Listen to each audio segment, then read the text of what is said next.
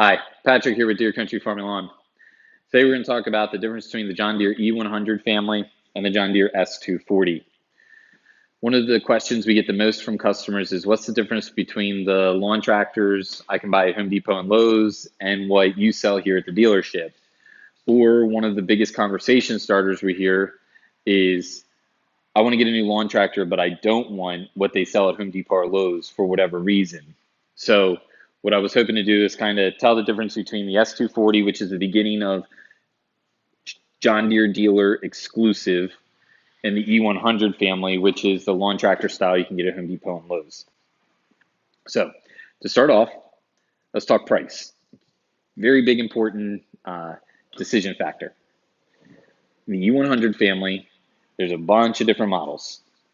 We're going to focus on the 42 and 48 inch deck models today because the S240 only comes in a 42 or 48 inch deck.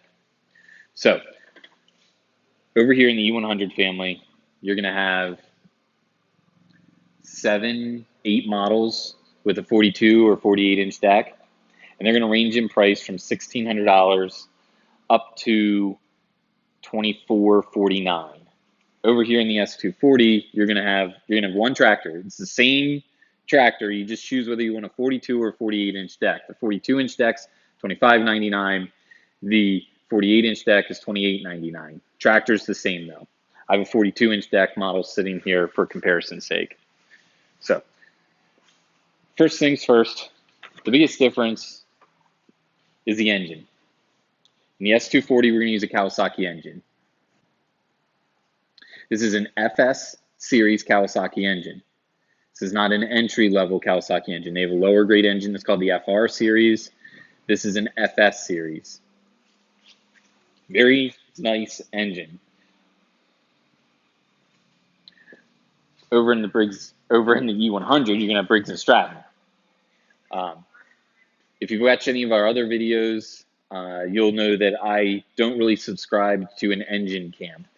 My philosophy on the engines personally is I think ownership and maintenance have the most to do with engine longevity. If you take care of it, typically if you bought the right piece of equipment for your property, the engine's not going to be what dies 20 years down the road, okay?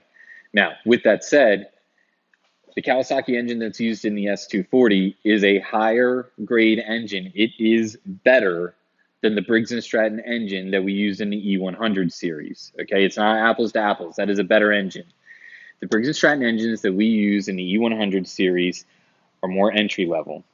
They have a couple different grades within this series though. You'll see on the E170 that I have sitting here, this is one of the more premium models in the E100 series. I did that on purpose because I want to compare premium in the 100 series to entry level in the dealer exclusive models.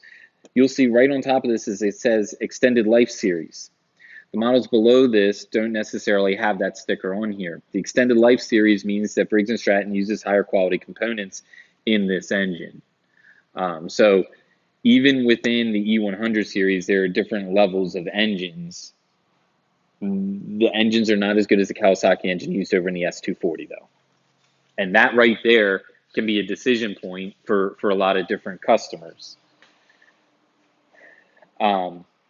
While we're talking about engines, I want to show you a difference in maintenance. Since I talk about ownership or maintenance experience, there's a big difference between these engines as well that might influence you. So over here in the Kawasaki, you're going to have a spin-on oil filter, okay? Right down here is the oil drain neck. This panel does not need to be moved, but for your visibility, it just pops right up and pivots. And even if you want to do this at home, it does give you better accessibility. So, oil drain is tool-free. I can use my fingers and it's going to come right out here. Oil filter is recessed. And what I mean by recessed is, see the engine cowling here, it's actually kind of in there. One of the challenges with that is if you try to use a traditional loop style oil wrench, it's hard to get in there and then tighten it and get the torque necessary to turn it. You can do it. I just think it's more difficult. So I usually recommend to people pick up one of these oil filter caps, and this just fits right on there. A ratchet that you have at home, click right in the back and you ratchet it off. Point being, though, you need tools to take this off. You're not going to do it with your hand. Now, over here on the E100 series, John Deere uses in certain models, not all of the models, but the premium models in this family, they use what they call their 30-second oil change. All right? 30-second oil change is this right here. This is your filter. Let me pull this up and do the same thing for visibility. This canister holds a majority of the engine oil. And to change your engine oil and filter, all you do is push down, turn, and lift. And I just removed a majority, not all, a majority of the engine oil and the filter. And presumably if I was changing the oil, I would have a clean, fresh one here. Drop it in there. I'm going to line up this arrow right here with this indicator here. Spin it on.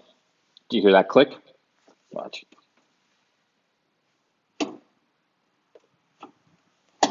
That way you know that it's on. It's got a nice hefty click. It's got a ball valve in there that now the oil drops down in.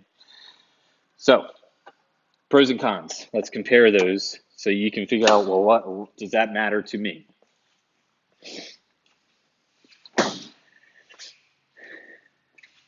The engine oil filter for the E100 series is expensive, okay? One of those reasons is it holds the engine oil in it. So it's not just the oil filter, it's also the oil. One of those other reasons is because it's really cool, and cool things usually cost more money. There's probably some engineering reasons as well that it's more expensive, but from a consumer perspective and my perspective, that's it. You're paying for the convenience of being able to change your oil with a little click and go. One of the other things people don't like about this that are really tuned into their oil changes, when you change the oil, you do not get all of the engine oil out of the machine. There is still oil in the oil pan of this machine. The filter is huge because it's holding a bunch of the oil in there, but it's not all of it. So people that are really tuned into their maintenance, which is a good thing, don't like that all of the engine oil is not changed every time. Over here, because of your oil drain tube, all of the engine is coming out, but it does require tools to change the oil. It's a big difference in ownership experience and why I'm talking about it. I'm going to lower the hood here, put this back together. That's about all I have under the hood. Also want to talk about some operator differences. This seat uses a two-piece seat. One of the advantages to a two-piece seat is if you leave your machine outside or where you store it, it experiences condensation or dew that builds up on it, the water is able to run off. It has a place to go. It doesn't just sit in here. The 100 series are going to use one-piece seats, so they are capable of collecting water. They do have these ridges in it, so when you flip the seat up, the water can run out. One of the other things that happens on all of them is the seats will eventually wear out. I mean, for some people it'll be 3 years, and for some people it'll be 15 years, but eventually the seat wears out. The first place it wears out is anywhere where there's a bend. Okay, it'll crack right in this spot typically first. Because this has this curve right here, this seat is more likely to age earlier than this seat. With that said, this will be the spot that it cracks first. I've seen these seats last longer as a general trend. Doesn't happen to everybody, but I've seen these seats last longer. Over here, depending on the model you choose, though, they do have, I think, a more comfortable seat. It's got a lumbar adjustment here, and the seat does hug around you a little bit more. So the seat cushion itself is better over here. And the other difference is we're going to use coil-over springs. Fine system, but the way they work is you kind of bounce over the bumps. Springs bounce. On the S240, we have rubber isolator mounts. Rubber isolator mounts take the bounce out, so you're not bouncing around as much. I don't want to exaggerate it. It's not that big of a difference, but I am trying to just point out all of the things that are different. So other operator things to be tuned into are going to be in this area. I'm going to go over two of them, and then we'll go look at those two over on the E100 series as well. First, S240 is going to have separate throttle, that's orange, and choke, that's black, okay? The choke is spring loaded, so I can't accidentally leave it on. A lot of people like this system because when you're starting an engine, you go from no movement to movement.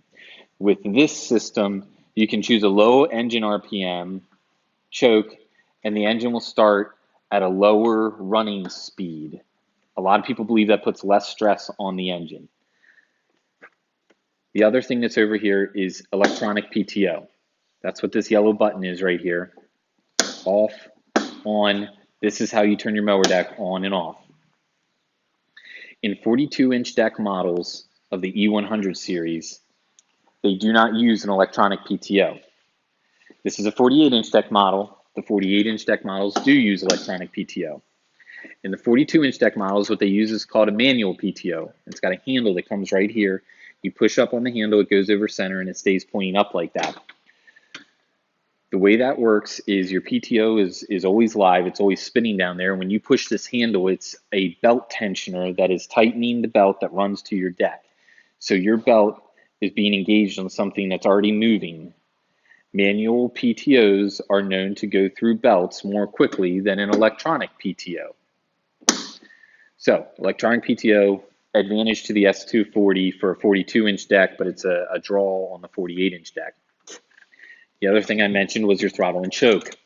The throttle and choke on the E100 series are going to be integrated. They're in the same range, same lever. It is spring loaded. So can you see this sticker over here? The white part of this is going to be your engine RPMs. The blue part is going to be your choke. When I pull this up, it stops right there, and then I can push past into the choke range. Once the engine starts to fire, I let go, and it springs back. So you can't forget to leave. This will not allow you to forget your choke is on. It'll release itself. However, the engine is starting at full RPMs. And again, some people are really tuned into the stress that can put on an engine. I think it's nominal, but it is measurable. The other differences between these tractors are more ownership related. First is warranty. Over here, you're going to get a 3-year, 200-hour warranty, whichever comes first, bumper to bumper. Over here, you're going to get a 2-year, 120-hour warranty, whichever comes first. Again, bumper to bumper. The other difference that is more of a promotion is the S240 traditionally has better finance options available for it. Traditionally, it has 0% for 12, 4.9 for 48 months. Those are promotions. I've seen them running for the entire time this has been out on the market, but the Deere does have the option to take it away. It is technically a promotion. Over here, same thing. Finance rates and terms can change, but traditionally they run 0% for 9 months as an option over here. So if finance is something that you want to take advantage of, the S240 has an advantage there as well. Hopefully that helps steer you in the right direction of what's the difference when I get one of the dealer exclusive models versus the box store. Also put a little plug in there that your local John Deere dealership is going to be potentially helping you with service and parts. So it's nice to have a relationship with the place that you're going to need support from. That's a big advantage that you get when you buy from a dealership. It's different based on the dealership's business practices, but it's a big advantage I like to think for our customers. And we're always trying to improve and do our best. So if you have any questions, give us a call at Deere Country and ask for sales, or visit us at www.deerecountry.net. Please subscribe to our YouTube channel, and thanks for watching.